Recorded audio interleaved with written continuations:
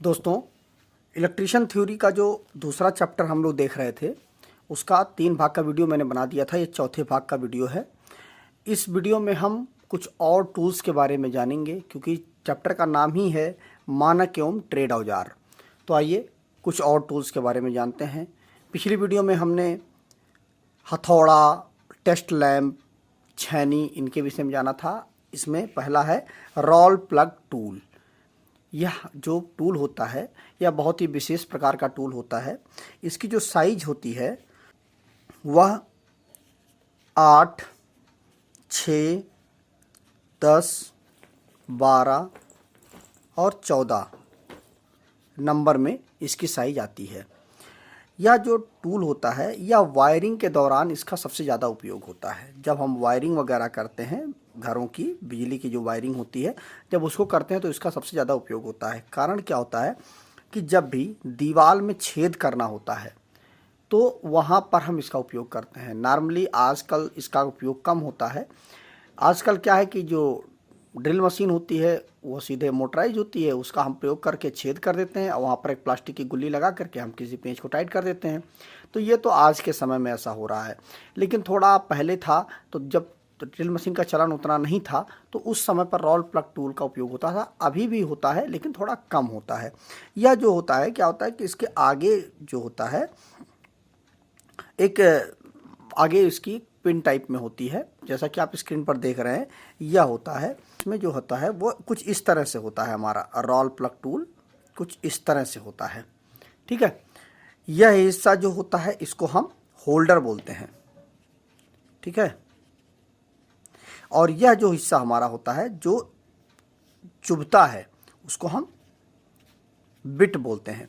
तो यह जो हमारा होल्डर होता है यह माइल्ड स्टील का होता है, जहां पर हम हैमर से चोट करते हैं। और यह जो हमारी बिट होती है यह कार्बन स्टील की होती है, ठीक है। तो यह एक विशेष प्रकार का औजार है जिसकी मदद से हम, जैसे कि मान लीजिए कहीं टाइल्स वगैरह लगा हुआ है तो वहाँ पर हम चोट करते हैं, जिससे क्या होता है टाइल्स हमारी नहीं फूटती है और आराम से हमारा होल हो जाता है वहाँ पर, और हम प्लास्टिक की गुल्ली लगा करके हम टाइट कर सकते हैं।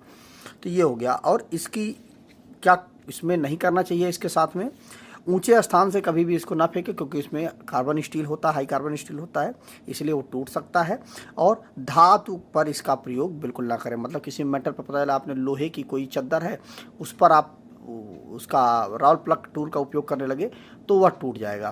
तो कभी भी आप लोहे के ऊपर इसका उपयोग ना करें और कभी भी इसको ऊंचाई से ना गिराएं। अगला जो हमारा टूल है वह है सुआ। अब सुआ क्या है, यह इसकी साइज जो होती है वह 150 mm, 200 mm में इसकी साइज होती है। मतलब 6 इंच और 8 इंच में इसकी साइज होती है। यह जो होता है यह कार्बन स्टील का यह भी बनाया जाता है। इसका जो मुंह होता है, आगे का हिस्सा जो होता है वो काफ़ी नुकीला होता है और हैंडल लकड़ी का इसका होता है। इसका काम यह होता है कि जब कहीं पर मान लीजिए लकड़ी में कोई मेज है या कोई भी चीज़ लकड़ी का बना हुआ, अगर वहाँ पर हमें पेंच को टाइट करना है तो वहाँ पर हम क्या करते हैं, पहले सुआ से हम वहाँ पर एक मार्किंग कर लेते हैं थोड़ा सा धंसा करके, जिससे क्या होता है कि वहाँ पर पेंच आसानी से टाइट हो जाता है। तो किसी लकड़ी पर पेंच को कसने के लिए, मार्किंग करने के लिए इसका उपयोग किया जाता है। अब क्या होता है कि यह जो हमारा सुआ होता है इसमें हमें क्या नहीं करना चाहिए, इसके मुंह जो होता है वो नुकीला और वर्गाकार होना चाहिए, ठीक है। इसका मुंह तो नुकीला होना ही होना चाहिए लेकिन वर्गाकार होना चाहिए, जिससे कि आप जब वहाँ पर मार्किंग करेंगे तो प्रॉपर तरीके से मार्किंग हो जाए।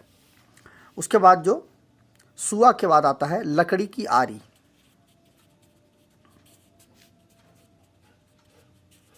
लकड़ी की आरी यह जो होती है यह 250 mm में होती है, 300 mm में इसकी साइज होती है, 400 mm में इसकी साइज होती है।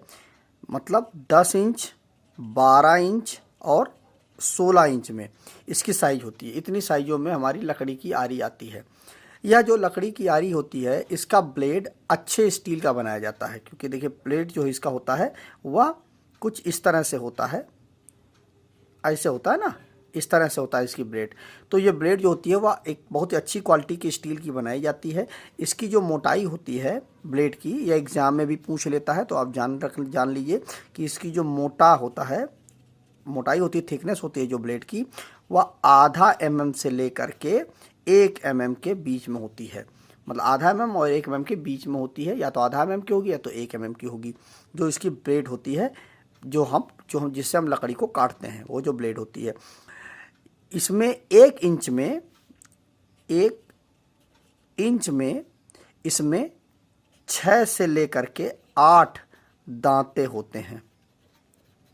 ठीक है, 6 से लेकर के 8 दांते होते हैं अगर जो हमारा लकड़ी की आरी है उसमें, तथा हैंडल की तरफ वो दांते झुके हुए होते हैं। जैसे मान लीजिए हमारा ये लकड़ी की आरी है, ठीक है, इसमें यहाँ पर ये हमारा हैंडल है, तो इसके जो दांते होते हैं वो इस तरह से होते हैं। ठीक, मतलब हैंडल की तरफ उसके दांते झुके हुए होते हैं। इसका जो माप होता है वो ब्लेड की लंबाई पर, मतलब यहाँ से लेकर के यहाँ तक की जो लंबाई होती है उस पर निर्भर करती है ब्लेड की माप। इसमें हमें क्या नहीं करना चाहिए, इसको दांतों पर हमेशा ग्रीस लगा करके रखना चाहिए। जैसे जब इसका उपयोग ना हो तो इसके दांतों पर ग्रीस लगा दीजिए, जिससे क्या होगा कि दांतें जो हो उस पर जंग नहीं लगेगी। दांतों पर ग्रीस लगाने से बेनिफिट ये मिल जाएगा कि इस पर जंग नहीं लगेगी। अगर आप कहीं पर रख भी देते हैं तो अगर इसके दांतों में जंग लग जाएगी तो वो ख़राब हो जाएंगे।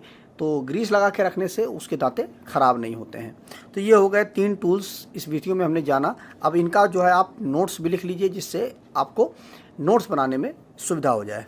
इसमें लिखिए roll plug tool 6, 8, 10, 12, 14 mm number में यह होता है। वायरिंग के दौरान वायरिंग में ज़्यादा टूट फूट ना हो और दीवार में छेद हो जाए, तथा प्लास्टिक की गुल्ली छेद में डालकर पेंच को टाइट किया जा सके। मतलब दीवार में छेद करके उसमें प्लास्टिक की गुल्ली लगा देते हैं, जिससे पेंच उसी पर टाइट हो जाए।